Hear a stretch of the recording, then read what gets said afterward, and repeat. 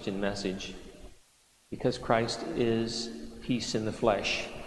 And when Christ comes to us, he wants to fill our innermost being with his divine presence. When we think of peace as the world gives it, we usually think of peace meaning the absence of violence or the absence of war. So peace is defined by the world as an absence. But peace as defined or as understood in the Christian context is not an absence but a presence.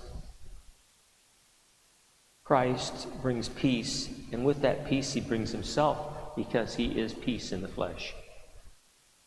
When we think of peace, we don't think just simply, well, I'm at peace because there's an absence of war or an absence of violence in my life.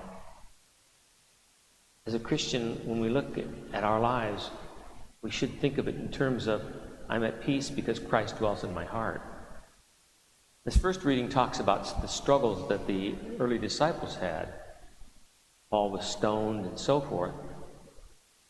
Life is filled with struggles. Life is filled with hardships. Particularly now at this time in history, we are undergoing very terrible hardships as families and individuals, as nations, and as a world.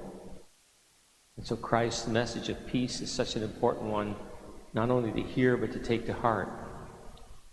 The peace is not an absence of war or violence or pandemic or whatever it might be.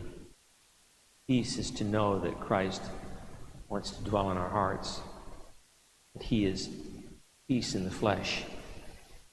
I was reading today, once again, the beautiful diary of St. Faustina, the Polish saint from the 1930s, who had apparitions of Jesus, the Divine Mercy, and you see the image here in front of the pulpit, which was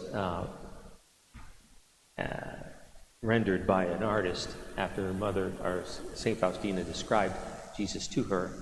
One of the messages that the Lord Jesus gave was one about how to deal with the struggles of life and how to be at peace.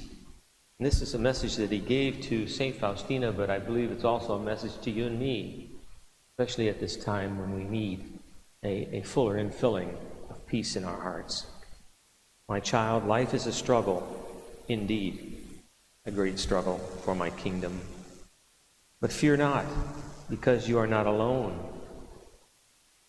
I am always supporting you. So lean on me as you struggle, fearing nothing. Take the vessel of trust and draw from the fountain of life for yourself, but also for other souls, especially such as are distrustful of my mercy. Speak, my beloved child, for I am always listening. I wait for you.